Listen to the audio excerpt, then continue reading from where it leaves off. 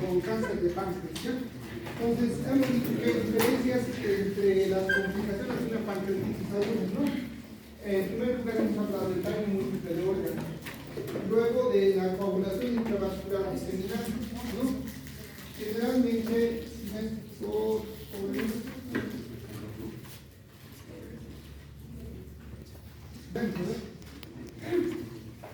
la coagulación intravascular diseminada generalmente se va a dar por un shock séptico, ¿no?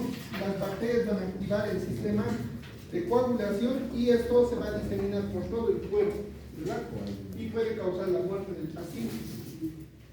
Otra causa, otra complicación que hemos hablado de los abscesos pancreáticos, ¿no? Son abscesos que pueden ser únicos o múltiples y pueden ser y también puede ocasionar la obstrucción duodenal, ¿no? Que hemos dicho que ya son por cálculos, ¿no? Estos son los tipos de complicaciones, ¿no? Ya cuando hablamos de una pancreatitis crónica, hablamos ya de pseudoquistes, ¿no? Que pueden ya ser más pequeños, pero igual de contaminados, ¿no? Obstrucciones ductales pueden ser por procesos inflamatorios, por fibrosis del conducto, ¿no? Y lógicamente que esto puede causar una mala absorción intestinal. ¿Por qué? Porque los pacientes no van a poder secretar adecuadamente sus enzimas pancreáticas y no va a haber una asimilación. Por lo tanto, puede tener esteatorrea o síndrome de mala absorción intestinal. Y finalmente el diabetes. La diabetes va a ser porque la fibrosis va a ir destruyendo todo lo que son los acinos pancreáticos y los islotes de Langerhans. Por lo tanto, puede causar diabetes secundaria a una pancreatitis crónica.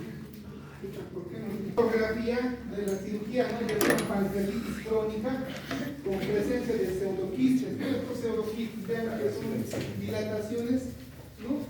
Capsulares quísticas, pero tienen un contenido. Si cortamos esto, va a salir una pus verdosa, grisácea. ¿Por qué? Porque está súper contaminado, ¿no? Entonces, por eso hay que tener cuidado con estos pacientes con pancreatitis. Y finalmente vamos a hablar de las neoplasias, ¿no? Las neoplasias de páncreas pueden ser tanto malignos como benignos, ¿no? Bueno, en páncreas realmente es generalmente los quistes o los tumores benignos van a ser no tan habituales, ¿no?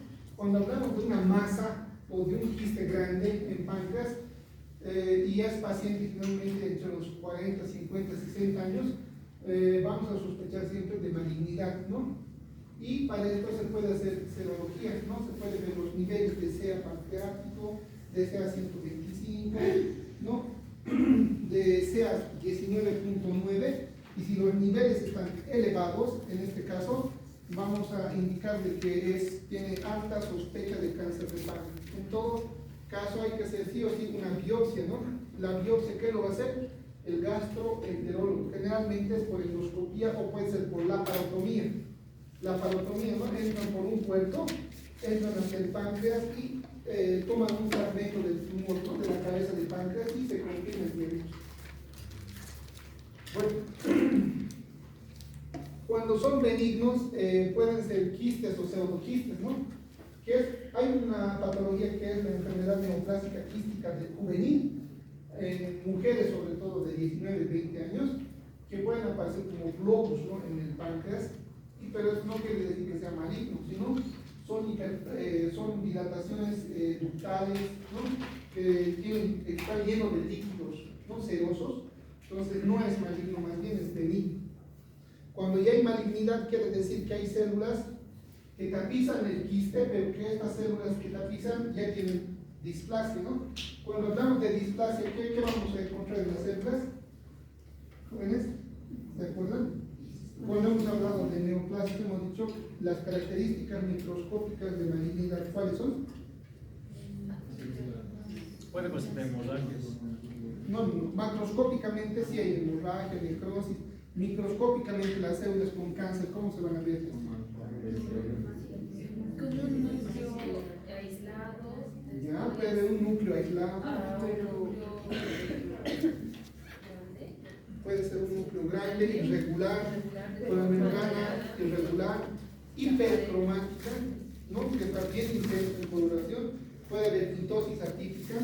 Entonces, si encontramos esas características citológicas en una célula, por ejemplo, vamos a suponer que él es gastroenterólogo, ha visto un quiste grande en páncreas, ha hecho una punción y una aspiración del quiste, y me lo ha enviado, yo voy a ver en el microscopio y voy a ver células sueltas, ¿no? Esas células sueltas tienen pleomorfismo, tienen mitosis atípica, tienen hipercromatismo, yo le voy a informar, ¿no? Pero te cuento que tu pacientito tiene células atípicas y es positivo para malignidad.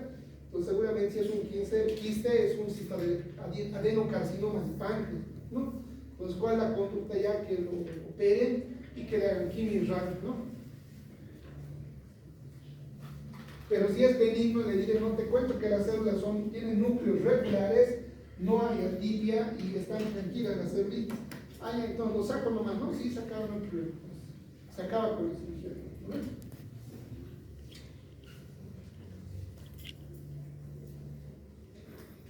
Estos son los tipos de quistes, ¿no?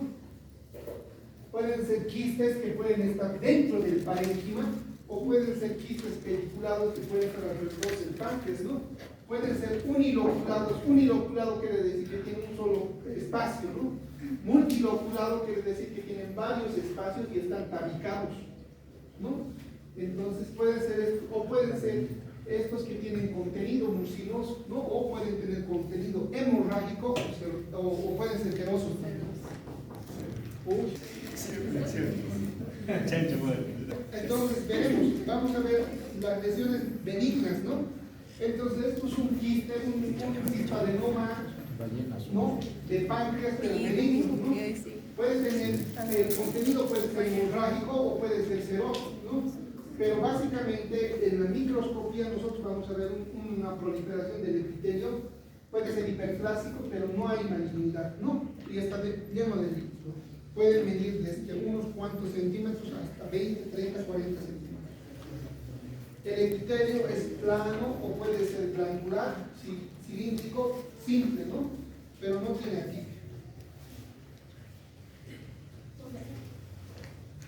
Los pseudoquistes también pueden estar tapizados por conductos, por células cúbicas, o pueden estar esfacelados, pero tienen contenido.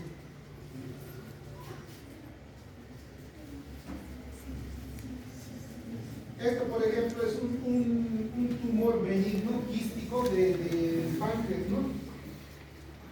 Macroscópicamente uno pensaría que es malo. ¿Por qué? Porque tiene un área que tiene como fibrosis y está estrellado, ¿no? Y tiene varios microquistes que tienen contenido. Como su nombre dice seroso, los quistes tendrán líquido amarillento, como orina, ¿no? Eso es líquido seroso. Pero lo más importante es que está bien delimitado, ¿no? Tiene una cápsula, toda esa cápsula que delimita bien y no infiltra, ¿no? Entonces es un cistadenoma seroso de páncreas.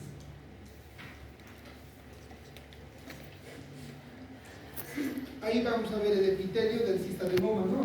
Son epitelios que pueden ser cilíndricos o cúbicos con núcleos regulares que tapizan el quiste, ¿no?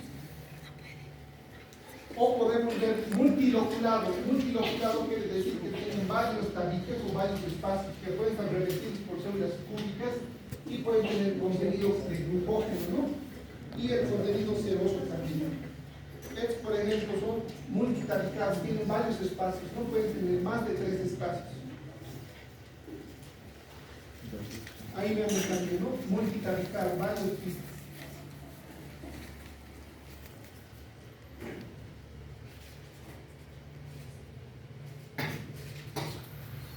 Ahora, estos quistes necesariamente no se comunican, ¿no? Con el espacio, o sea, con el conducto principal, porque en las autopsias, por ejemplo, se ha visto que estos quistes generalmente son cerrados. Rara vez que un quiste se comunique o haya una fístula en el quiste, ¿no? A no ser que sea maligno, ya tenga infiltración a otros tejidos aparte del páncreas. Como ven, los epitelios pueden cambiar de forma, ¿no? Pueden ser cúbicos o pueden ser cilíndricos, planos, que tienen su núcleo basal y su citoplasma alargado, ¿no? Como las alas de las hormigas. ¿Han visto las hormigas antes de volar?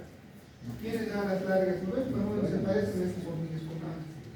Es un epitelio cilíndrico simple mucinoso, ¿no? Entonces va a secretar moco. Eso se refiere, mucinoso.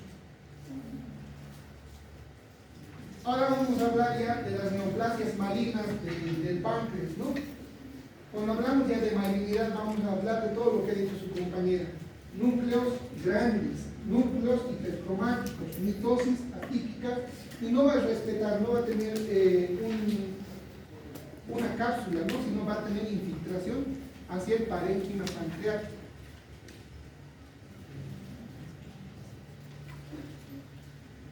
Igual que en el cuello uterino, hemos hablado, bueno, no hemos hablado todavía del cuello uterino, pero alguna vez les he indicado que cuando hay cáncer de cuello uterino va a aparecer lo que se llama el NIC1, NIC2, NIC3, ¿no? O sea que en el epitelio van a empezar a haber displasia, grado 1, grado 2, grado 3, y ya cuando llega más de grado 3, rompe la membrana basal y va a infiltrar a lo que es el parénquima. Silencio, por favor, jóvenes, ya estamos terminando por si acaso. En el páncreas es lo mismo. Igual en los quistes, igual es lo mismo. Va a estar tapizado por un epitelio, ¿no? Este epitelio puede mostrar displasia, ¿no? Esta displasia puede ser 1, 2 o 3, por eso se van a clasificar en NIPAN 1, NIPAN 2, neoplasia intraepitelial pancreático, grado 1, grado 2, grado 3. Si rompe grado 3, entonces rompe la membrana basal y este cáncer ya va a empezar a infiltrar, ¿no? Lo ideal sería que nosotros diagnostiquemos cáncer en este estadio, ¿no? En NIPAN 1, NIPAN 2 o NIPAN 3. Pero lamentablemente cuando nosotros diagnosticamos cáncer, ustedes van a ver, ¿no? Como clínicos en los hospitales, ya es un cáncer avanzado, ya es un cáncer donde no se puede tratar al paciente, sino hacer tratamiento paliativo. ¿Saben lo que es tratamiento paliativo? Los síntomas, ¿no? Entonces el dolor. ¿Por qué el dolor es importante en los pacientes con cáncer de páncreas? ¿Alguien sabe? Van a ver de todos los tipos de cáncer, los pacientes con cáncer de páncreas son los que más sufren del dolor, ¿no? Las enfermedades se ponen algodón en los oídos porque están gritando todo el día. No les pega ni el diclofenaco, ni el ketorol, nada, porque el dolor es importante. ¿Pero por qué? Porque estas células del cáncer, estas células malignas, van a envolver a los filamentos o a los filetes nerviosos y van a apretar. Por eso es el dolor continuo, ¿no? O sea, prácticamente todas estas células son neurotropos alrededor del nervio, de los filetes nerviosos, van a apretar, por eso es el dolor continuo, ¿no? A veces morfina, a veces combinado, digamos, pero ni así. Entonces, en un paciente ya terminal con cáncer de páncreas, lo más importante es ya no tiene, digamos, un buen pronóstico, tanto con la cirugía, con la quimio, hay que hacer el tratamiento paliativo para el dolor, que el dolor es lo que a ellos les molesta realmente, no solamente al paciente, sino también al familiar, ¿no? Ahí estamos viendo un IPAN 1B, donde ya vamos a ver displasia del epitelio. Mira la displasia, cómo va creciendo, 1, 2, 3, y luego rompe la membrana basal y ya se va a infiltrar para adentro, ¿no? Ahí estamos viendo un IPAN 2, ¿no? Con la displasia ya que abarca casi 3 tercios. Aquí vemos ya el NIPAN 3 que abarca ya todo lo que es el conducto, y ya el NIPAN 4, o sea, prácticamente ya es infiltrante y prácticamente ya se llama cáncer de páncreas, ¿no? Carcinoma ductal de páncreas, infiltrante o microinfiltrante. Ahora, la morfología puede variar, pueden ser pequeñas papilitas, en este caso se va a denominar papilar, ¿no? Neoplasia papilar. Tengo una llamada jóvenes. Que el cáncer de páncreas se origina del epitelio, va creciendo como NIPAN grado 1, grado 2, ¿no? Grado 3, y rompe la membrana basal, se va a infiltrar. Cuando ya se infiltra puede ser microinfiltrante, y cuando ya se infiltra más profundo, ya es cáncer infiltrante, incluso puede hacer metástasis, ¿no? Toma un vaso linfático o un capilar, una vena, una arteria, y hace metástasis, puede metastizar o puede hacer una siembra en hígado, en pulmón o en cerebro, ¿no? Entonces ahí estamos hablando ya de un grado avanzado. Y para eso clínicamente hay estallaje, ¿no? Que se llama el TNM, ¿no? ¿Recuerdan que hemos hablado del TNM? T de tumor, que es el tamaño del tumor, ¿no? N de los nódulos, de cuántos nódulos se resecan alrededor del páncreas, ¿no? Puede ser más de 3, más de 5, más de 7, pero que tengan invasión o metástasis ganglionar. Y M, que es de metástasis, cuando ya el tumor ha metastizado o ha hecho siembra a hueso, a hígado o a cerebro, ¿no? Entonces eso ya es un grado ya más avanzado todavía.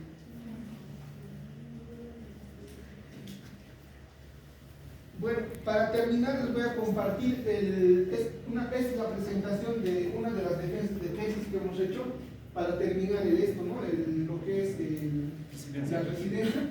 Entonces, yo he hecho 3 tesis, ¿no? He hecho sobre linfoma gástrico, he hecho sobre cáncer de páncreas y he hecho sobre linfoma Hodgkin. Entonces, esta es una de las presentaciones que hemos hecho para la defensa de tesis, ¿no?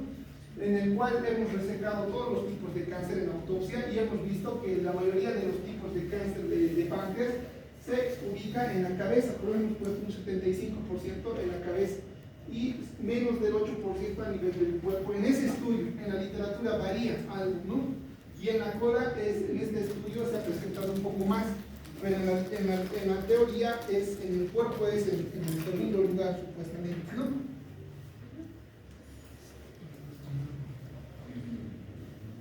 Bueno, entonces, en la cabeza de páncreas, lógicamente el tumor no se va a quedar ahí, ¿no? Sino va a tener una infiltración hacia la ampolla de Vater y lógicamente hacia el bodego, pero también va a infiltrar hacia lo que es el conducto colédoco, ¿no?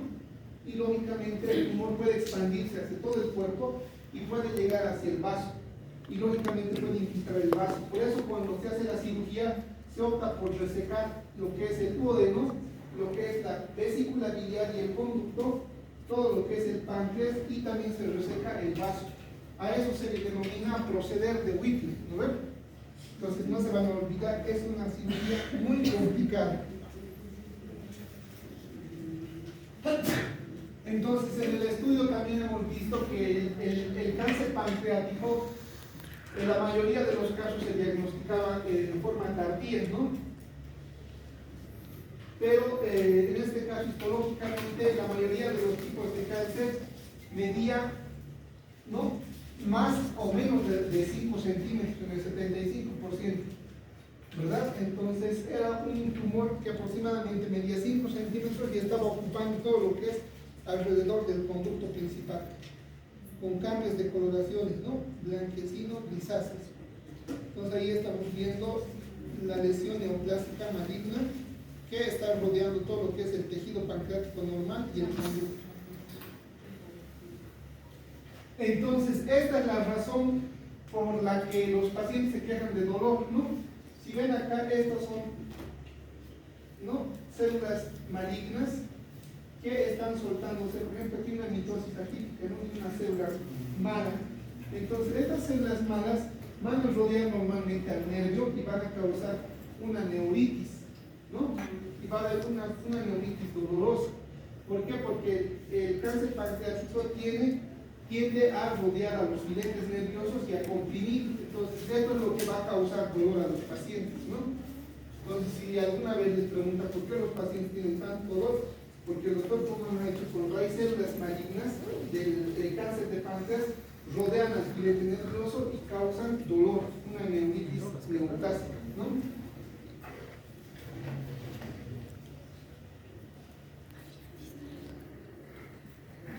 Entonces, en los estudios que hemos hecho, el 90% predominantemente es tipo adenocarcinoma de páncreas, ¿no? Tiene glándulas que están atípicas, que pueden ser bien formaditas con estas glándulas atípicas, o pueden ser trabeculares, pero generalmente son glandulares. En el 65% de las neoplasias que hemos encontrado son bien diferenciadas. ¿Qué significa que son bien diferenciadas? Que se parecen mucho a la glándula normal, ¿no? Moderadamente diferenciada, que van perdiendo la arquitectura de glándulas, se van fusionando, ¿no? Que se hacen como servidores trabeculares, y pobremente diferenciada, que es menos del 13%, son tumores o neoplasias malignas que se van soltando y no tienen forma de glándulas, ¿no? O sea, este tumor, por ejemplo, puede ser incluso de origen biliar. En este caso ya hay que hacer inmunistoquímica para determinar el origen del tipo de cáncer, ¿no? Entonces, estos son los tres tipos que hemos encontrado en el estudio. Las metástasis, en los principales órganos que hemos encontrado metástasis, en el hígado, ¿no? En un 40%, la siembra de lesiones múltiples, nodulares, irregulares, en el hígado, ¿no? Y en segundo lugar, en médula ósea y en pulmón. Ahí estamos viendo un tejido hepático con invasión de células neoplásicas ductales de páncreas. En el lado izquierdo está el cáncer y en el lado derecho está el hígado normal, ¿no? Y estos son los otros focos de metástasis, ¿no? De posibles metástasis, que puede ser a nivel del ilium, ¿no?